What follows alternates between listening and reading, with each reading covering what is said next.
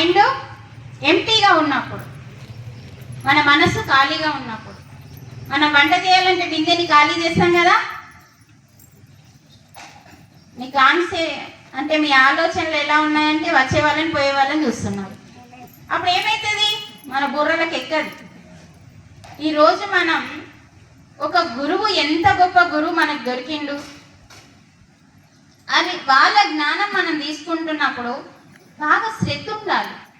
శ్రద్ధ లేకపోతే ఎక్కదండి.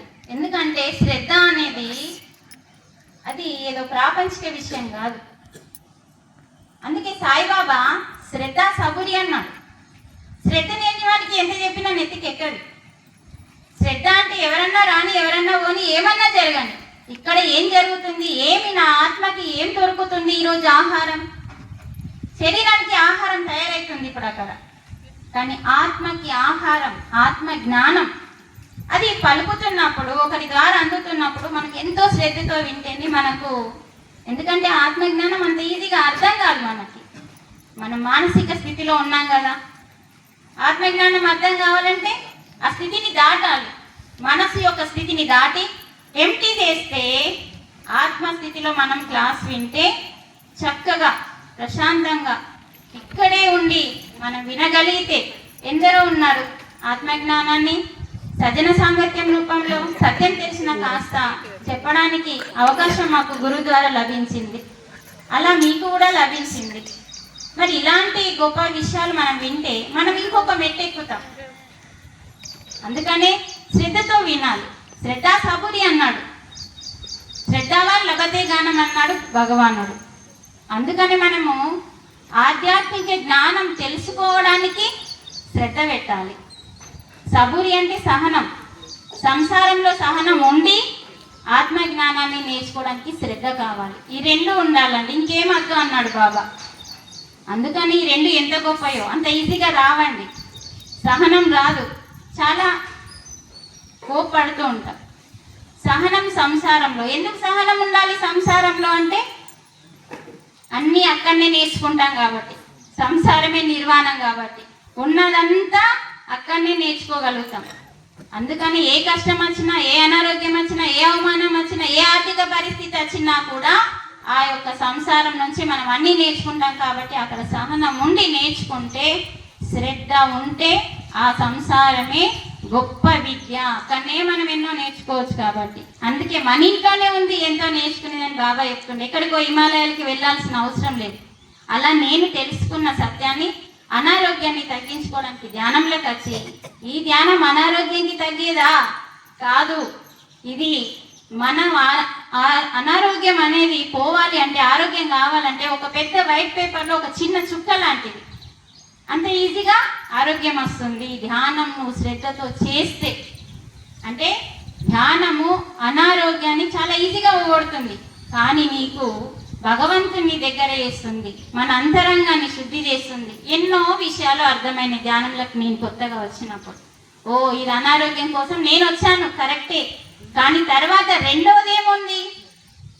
ధ్యానం సర్వరోగ నివారణ అనగానే వచ్చిన రెండవది ఏముంది? ధ్యానం సకల భోగకారిణి, తర్వాత సత్య జ్ఞాన ప్రసాదిని. ధ్యానం అనేది సత్యాన్ని, జ్ఞానం అంటే సత్యం అనే జ్ఞానాన్ని ప్రసాదిస్తుంది ధ్యానం. సత్యం అంటే ఏంది? నువ్వే సత్యం, నువ్వే ఆత్మ. ఆత్మ సత్యం, నిత్యం, శాశ్వతం, ఎప్పటికీ ఉండేది, నాశనం కానిది ఆత్మ. అది నువ్వని తెలుసుకోవడం కోసమే ఈ ధ్యానం అనేది నేను తెలుసుకున్నా. అంటే చూడండి, మనలోనే సత్యం ఉంది, మనమేమో అసత్యంలో జీవిస్తున్నాం.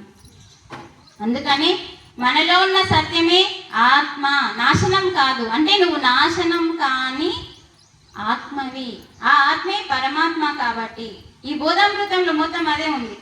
ఆయన అంతా ఆత్మజ్ఞానం గురించే మనకు వివరించింది. అందుకనే మనకు ఈ ధ్యానం ద్వారా చక్కగా ఆరోగ్యం సంపాదించుకొని, ఓ ఈ ఆత్మజ్ఞానం కోసం, భగవంతునికి దగ్గర కావడం కోసం అలా చక్కగా నేర్చుకొని, ఇంకా ధ్యానం ఎక్కువ చేయడం స్టార్ట్ చేసిన. ఎక్కువగా మౌనం ఉంటూ మౌన ధ్యానాలు చేస్తూ, ఫస్ట్ నాకేమన్నా సమస్య వస్తే మన శక్తితోనే సమస్యని సాల్వ్ చేసుకోవాలి, కానీ ఎవరు మన కోసం రారు, మన సమస్యల్ని తొలగించరు అన్నది తెలుసుకున్నాం. ఎందుకంటే భగవద్గీతలో అదే ఉంది, అన్నిటికీ నువ్వే, నీ సమస్యకి నువ్వే కారణం. ఆ సమస్య ఇప్పుడు తాళం చేస్తారండి, ఒక వ్యక్తి తాళం చేసిన మళ్ళీ తాళం చేసి కూడా ఆయననే చేస్తాడు కదా, లేకపోతే వేరే వాళ్ళు చేస్తారా? తాళం బుర్ర, అర్థమైందా? తాళం చేసే వ్యక్తి తాళం చేతి చేస్తాడు. అంటే సమస్య ఎక్కడ ఉందో ఆ సమస్యలోనే పరిష్కారం ఉంది అన్న సత్యం తెలుసుకున్నాం. ఏ సమస్య నీకు వస్తుంది అందులో వెతకాలి. వెతకాలంటే మనకి ఫస్ట్ ధైర్యం ఉండాలి, జ్ఞానం ఉండాలి. అందుకని ప్రతి సమస్య మనకేం చేస్తుందంటే ముందుకు తీసుకెళ్తుంది. అందుకే ఏది జరిగినా మన మంచికే అంటాం. ఏంటా మంచి అంటే, నీకు వచ్చిన సమస్య నీకు జ్ఞానాన్ని ఇస్తుంది. నువ్వు ఎరుకతో ఉంటే, స్పృహలో ఉంటే ఆ యొక్క సమస్య ఎందుకు వచ్చింది, ఎట్లా తీసుకోవాలి, దాని వల్ల మనం ఒక స్ట్రాంగ్గా మారుతాం అన్నట్టు. అది వచ్చిందని ఫస్ట్ మనం ఏడుస్తాం, ఎందుకంటే మన లోపల భయం ఉంది కాబట్టి. అదేనే మనం భవరోగము అంటాం. మనకున్న భయం పేరేంటిది? భవరోగం. ఆ భవరోగాన్ని పోగొట్టేది ధ్యానం. మన లోపల ధైర్యలక్ష్మి లేదు, అష్టలక్ష్మిలు ఉన్నాయి, ధైర్యలక్ష్మి లేదు. ఏ చిన్నది వచ్చినా ముందు ఏడ్చుడు మానేయాలంటే జ్ఞానం ఉండాలి. అది ఉండాలంటే మనం అంతరంగాన్ని శుద్ధి చేసుకోవాలి. అమ్మ, ఇప్పుడు నేను ఎంతో ఈన స్థితిలో ఉన్నా, ఫస్ట్ ధ్యానంలోకి రాకన్నా ముందు ఎన్నో పూజలు చేసేదాన్ని. ఎందుకు? భయంతో చేసేదాన్ని. ఏ దేవుడికి పూజ చేయకపోతే, ఏ దేవుడికి స్తోత్రం పలకకపోతే ఏ దేవుడికి కోపం వస్తుందా అని, ఓకే వినాయకునికి ఫస్ట్ చేద్దాం, ముందు ఆయనకి కదా, ఆయన చాలు అనుకొని ఆగలేదండి. ఏ దేవునికి అయిపోతే కోపం వస్తుందో అని హైదరాబాద్ నుంచి అందరి దేవుళ్ళ స్తోత్రాలు ఉన్న బుక్ తెప్పించుకున్నా. ఇంకా స్టార్ట్ పెట్టిన అలా సంవత్సరాల తరబడి అన్ని స్తోత్రాలు అందరి దేవుళ్ళ మీద పాడుతూ ఉంటే ఇంట్లో అంతా గోల, ఇల్లంతా లొల్లి. వాళ్ళు అంటే మనం పూజ ఎంతసేపు చేయాలన్నది మనకు తేలాలి ఫస్ట్. అంటే మనం భయంతో చేస్తున్నాం కాబట్టి అది భక్తి కాదది. ఎందుకంటే భయము అనేది భగవంతుడి మీద అవసరం లేదు. ఎందుకంటే అది మనలోనే ఉన్నాడన్న అసత్యంలో ఉన్నాం కాబట్టి తెలుస్తలేదు.